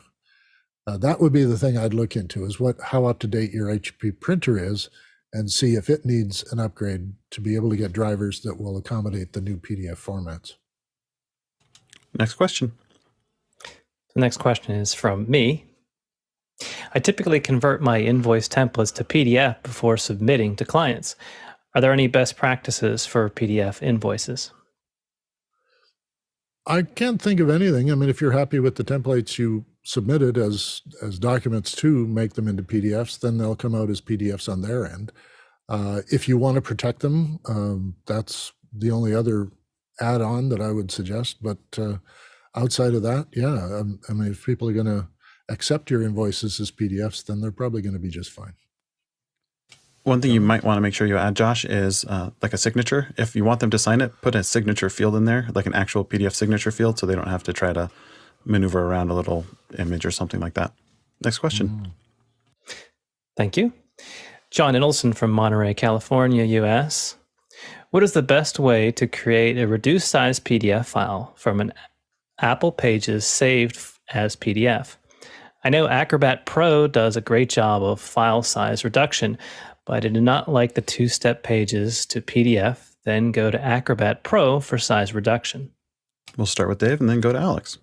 Yeah, I've come across this repeatedly, and I'm unhappy with the Quartz minimizing algorithm because it makes it very fuzzy. It does not zoom in very well, and even in printing, I'm not happy with it. So yes, the Quartz reduction is just an accommodation that Preview does and that Pages offers. And I've had to reduce some to almost draft mode to be able to squeeze through somebody's emails client. And I've never been happy with the results. You're right that Acrobat itself, the Acrobat Pro, has a more granular selection on how much compression you want to put on anything in the document, whether you want all the font in there or only the letters that were used. And of course, with longer documents, you probably use the entire alphabet at some point. But there are letters in the alphabet that never get used in a document, and you can select to remove those, and only the portion of the font that is used is going to be included. That doesn't create too much compression. But at the same time, you can set resolution levels for images and resolution output levels, and then it allows you to reduce it on a granular level until you get to a level that you're happy with, both image-wise and size-wise for file. And that's an advantage I think Adobe's going to keep, is that they're always going to have more flexibility in their document construction than would be allowed as code and as licensing for other platforms. Yeah, I'm on your side. I do not like the compression on there, and I often have started at that and then just gotten frustrated and said, why am I not opening this in my Acrobat Pro and doing a better job of it? So yeah, that's an issue. And I got to caution you, you can't recompress rich media, they call it. So your audio can't be compressed and your video can't. And if you're using 3D objects, which I hope to try soon, it may not compress those either. So it may be the things in your document, like the images, that you're going to have to go into and say, I'm going to let the quartz thing do its thing with my pictures and make them fuzzy. Alex? Alexander? Yeah, I've used the good, better, best compression that's built into Preview. I don't really like to do it that way, though. As far as file sizes, I gave up on sending attachments years ago. I've moved away from Dropbox. I got all my stuff on iCloud, and now with iCloud public sharing links, I can just put that into iCloud Drive, select share, set the permissions to public, and just send the link to somebody, and that's been working for me. And I see John was saying that he doesn't like the two-step process. Does Acrobat Pro have the ability to integrate with like Automator or any of those or shortcuts or anything to, if you put it in a PDF in a folder, it will automatically reduce it if you built the right workflow? Does anyone know? Yeah, I've never had a need for that, but it does make sense that it would be capable of taking the commands or the tool variables from Acrobat and allow you to use them as a staged process. Drop folder, you put things in a drop folder that come out as two sizes of PDF, and you can choose which one you want to use. Yeah, I'm sure you can do that with Apple's compression. I just don't know if we could do it with the Adobe's. That's right. Yeah, yeah. And as Alexander has just pointed out, there's exporting your Pages document as a PDF, which allows you a low, medium, and high quality output. And then there's the preview compression. So you open a document that you didn't make, and it's huge, and you want to make it smaller. It allows you to save as, and then you can have an option in your drop-down. You can either save it as other things, such as even HTML, but you can also save it as a compressed or a small format. And I think it's the last item on the menu or something way at the bottom of the scroll. All right, next question. Brett Below from Appleton, Wisconsin. Will it ever be possible to generate PDF documents that are truly responsive and ditch its fixed width formatting that causes so many mobile usability issues? Dave? Yeah, that's sort of a philosophical question. It's a good one to look at, because if PDF documents were stretchable and rewrappable and that sort of thing, it would be actually more useful to people. And also, if it were understanding that it's a mobile platform, it would allow for changes in contrast. It would allow for font shifting or shaping. And PostScript should be able to do that because it's part of what Apple already does. So yeah, I think at some point it's going to be truly responsive, and it might even be a thing that's, I wouldn't call it interactive, but it is for you to format like you would an ebook. You could set the parameters of how you want all your PDFs to display, and it would modify the display and not really worry about the PDF itself. But you're right that PDF comes from print, which had its rules about how much space between lines, how much space between words and gaps, how you do margins, and there are, for print purposes, there are edge markings that you install on a page where to cut the paper. These are the markings, the little square markings you sometimes see on boxes, and that is where the cutter is going to cut the paper to make the book. And these are marked in on every page so that it lines up perfectly. As you flip through a book, it all stands in the same place as you look through it as an animation. All the words are going to be in that box. In our stretchable world of mobile and desktop and all the rest, it would be really interesting to modify the PostScript format to allow us a flexible document. I don't see why they can't do it, but maybe it's all about that tech and research. Alexander? Well, I certainly think it's definitely something I think needs to happen. I mean, we certainly have on smartphone devices now, we have processing power enough to do this stuff. locally. So I definitely think it needs to happen. I mean, and I'll be fairly brief about this. I love the ubiquity of PDF as a technology, but one of the things that was always frustrating to me when newspaper publications and magazine publications started to move towards digital, they were just basically spitting out a carbon copy of what they had in print on PDF, and it was never formatted for mobile devices. It was never mobile first. And of course, now Apple has their own format for magazine publications to try to solve this problem. So it's definitely something that needs a lot more work. Yeah, that was a huge mistake they made, is not to make a conform to tablet sized version of what it is they were publishing. They virtually gave us the plates that they printed with as PDFs. And then you had to zoom in and pan around, and it became a real chore to read anything. And it didn't, because in a newspaper or magazine, you can have an article that continues on the next page, but it's in a different place. And so if you go for another page in a PDF and then you have to search, you have to zoom back and find out where you are and then zoom back in again, it's pointless. And a lot of people are not going to put up with that, including my mother. So yeah, that's a mistake. And from our earlier question in the chat, Todd Weiser says you actually can use Adobe Acrobat Pro for Autometer, and he also recommends PDF Optim to reduce file sizes. And we'll end our question with... Thank you for that. That is great. Thanks. What's our last question, Josh? Final question comes from Eric Kramer in Maine. Is there any tool to sanity check a PDF for accessibility compliance? For example, screen reader you can use, alt text on images, etc. You'd think I was a salesman for Acrobat Pro, but just recently I was educated by Hershid and his friend Sarah, I'm going to say, Sandy. And we were discussing something for something else. And I was sending them PDFs and they were reading them. And then they said, have you run this through the tool that PDFs have for testing against accessibility? And I had no idea it was there. It's not a tool I needed to use. When I brought it up, it's a phenomenal tool. Now, in the other tools, prepress, you go through a prepress check and it gives you a whole lot of lists of things you're going to have to change if this prepress is going to work, and you work to go through each one and correct them. It's a lot like HTML correcting and that sort of stuff. And then this accessibility tool allowed me to go back and look at some of my early documents and see just how badly they were laid out and how poor my headings were and how they didn't conform. And so, yeah, the accessibility tool is right there in Acrobat Pro. I don't know of any other PDF tool that does that. So they will comply to make it reader friendly. They'll take image tags.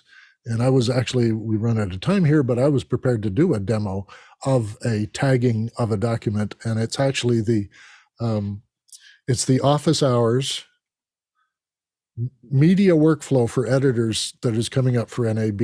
And it was made as a PDF. And I ran it through the accessibility tool, and it found that every one of the images that he captured on screen to show people how to do things, and he's got arrows and boxes and things saying what your settings should be, and none of them were tagged with an alt. And so you can go in very quickly on Acrobat and put alt tags on that document and then save it again. And then you can put other comments on your formatting and details. So they're alt telling somebody that this is a heading, not just another set of 2 or 3 words in a sentence. And you have to tag all those things. The tool actually will attempt that. It'll do an auto tagging for any document to make it conform. And then you do a check on it, and it gives you all the X's that you have to correct along the way. It's quite powerful. It's really fast. And I was able to actually learn how to use it virtually in a half an hour. And now I'm going to be using it as part of my routine to, when I finish a PDF, I'm going to run it through a test. And correcting those things, they have a lot of helpful hints as to how you would do it, and anything you need to sort of be coached on. There's a web link in the tools that takes you directly to Adobe's instructions on how to do that. So it was easy for me to go back and forth and find out how to do that. And this is very similar to how it does a comparison of files or to how to prepare for press. And preparing for press is extremely complicated because it starts with what kind of press are you going to use for this? And then the menus all change according to what that press offers.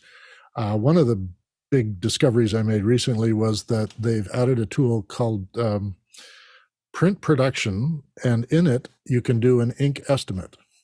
It's going to estimate based on your document how much ink it will use per version. And you can actually set densities for the ink. And you can actually zero out inks and then just use black, or you can mix the inks according to what your colors are going to be and just take everything back a little bit if you want to save on ink. So in that sense, it would save on toner and home printers as well. You'd be able to reduce the amount of ink or toner that a document's going to need just to reproduce, 38 that you're handing out in a classroom. So, a lot to learn about PDFs. Thanks so much, Dave, for being our guide today. Who knew that you could do so many different things like embedding video and audio into PDFs? Not me until today. So thank you also panelists who are here every day to answer our questions and provide insights. We're much smarter as a group than as we are as individuals. Thank you back in crew for making sure we all get to the right place, look presentable, and can focus on the conversation. It really does take a village to herd these creative cats. And finally, thank you, producers. There's literally no show without you or your questions. Couple quick reminders. John Preda will be having a live feed from NAB today in after hours at 6 p.m. Pacific. And next week, for the Education Hour, we have a special guest calling in from across the Pacific.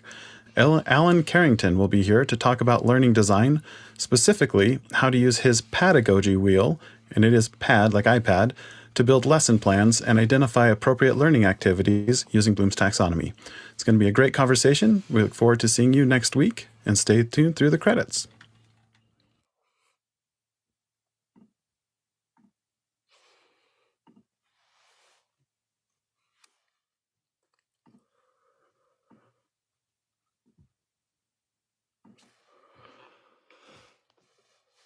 Interesting stuff.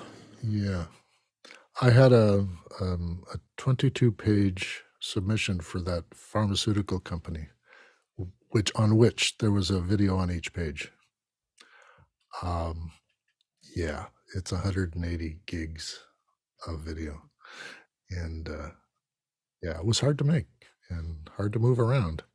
But because we were submitting on a USB stick, which I have right here, we used a 256 stick and we got all our documents on there. So, and they had no trouble reading it when, it came with a copy of the installer for Adobe Reader. So, but I knew all federal government people have Reader on their machine. But the company I was working with had no readers. They used all the free readers.